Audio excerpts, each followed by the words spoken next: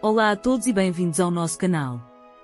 Hoje, vamos explorar um dos períodos mais intrigantes da história de Portugal, a União Ibérica. Durante 60 anos, entre 1580 e 1640, Portugal e Espanha estiveram unidos sob a mesma coroa, governados pelos reis espanhóis da dinastia dos Habsburgos. Esse período foi marcado por conflitos, mudanças políticas e grandes desafios econômicos que transformaram a relação entre os dois países e moldaram a identidade portuguesa. Mas o que levou a essa união? Como ela impactou Portugal e a Península Ibérica?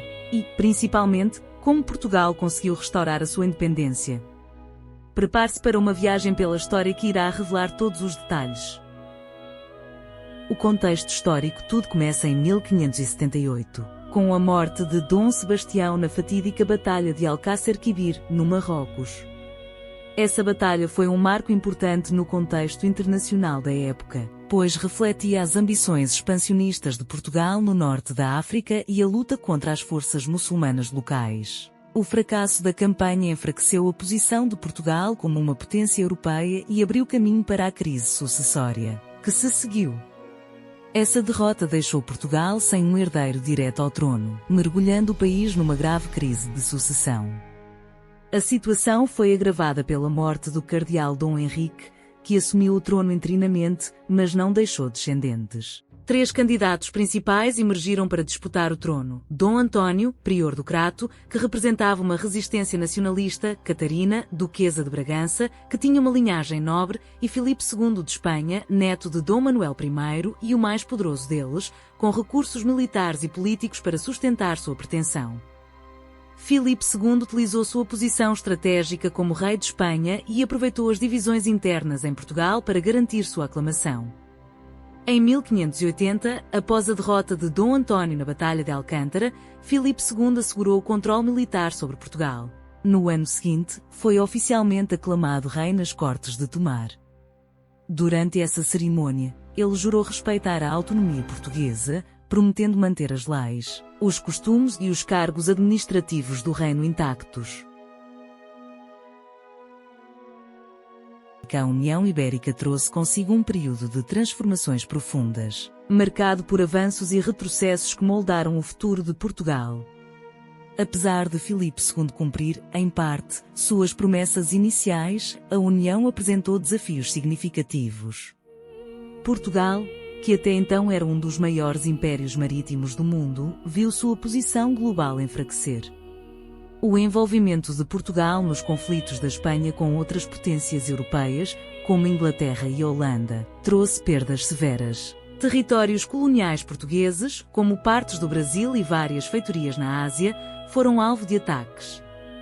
A Holanda, em particular, conquistou áreas estratégicas, como o Nordeste brasileiro e algumas colonias no Sudeste Asiático.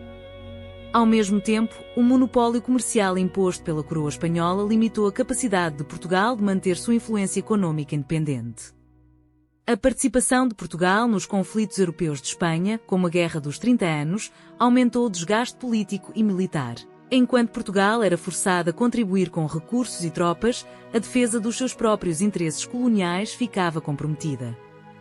Isso gerou ressentimento entre os portugueses, que viam suas prioridades relegadas a segundo plano. Apesar dos desafios políticos e econômicos, a identidade cultural de Portugal permaneceu vibrante. Escritores como Luís de Camões continuaram a ser celebrados, simbolizando o orgulho nacional, enquanto novos trabalhos literários exaltavam a história e os feitos do país. Além disso, a música tradicional e práticas religiosas populares ajudaram a manter o sentimento de comunidade e resistência durante este período. Escritores, artistas e intelectuais continuaram a exaltar a história e as tradições portuguesas, muitas vezes como uma forma de resistência. Padre António Vieira, por exemplo, destacou-se como uma figura-chave nesse movimento, reforçando a ideia de que Portugal tinha um destino independente e grandioso a cumprir. À medida que os anos passaram, a insatisfação cresceu. A sobrecarga fiscal, a perda de colonias e a percepção de abandono das promessas feitas por Filipe II fomentaram um sentimento generalizado de revolta. Quando Filipe IV assumiu o trono espanhol, as tensões chegaram ao auge. principalmente devido ao enfraquecimento da Espanha em guerras prolongadas.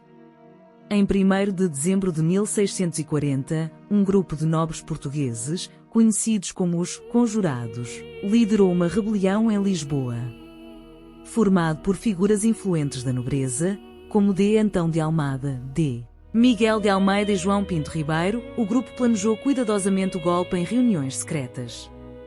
Eles mobilizaram forças para invadir o Palácio Real, capturaram a vice-rainha espanhola, Duquesa de Mantua, e asseguraram a aclamação de Dom João IV como rei, simbolizando a restauração da independência portuguesa.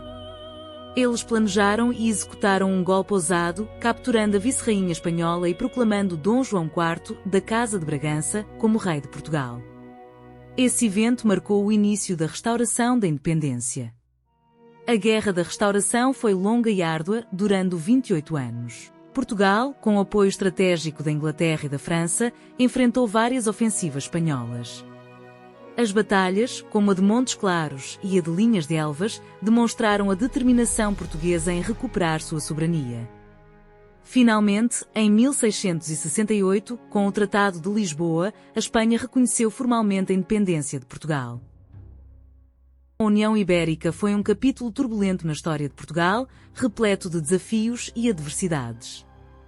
No entanto, também foi um período que reforçou o sentimento de identidade nacional e a resiliência do povo português. A restauração da independência em 1640 foi um triunfo não apenas militar, mas cultural e político, consolidando a soberania de Portugal para os séculos seguintes.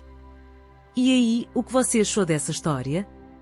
A União Ibérica foi um período de aprendizado e resistência que moldou profundamente o caráter nacional de Portugal. Deixe sua opinião nos comentários, compartilhe este vídeo com seus amigos e não se esqueça de curtir e se inscrever no canal para mais conteúdos históricos como este. Até a próxima!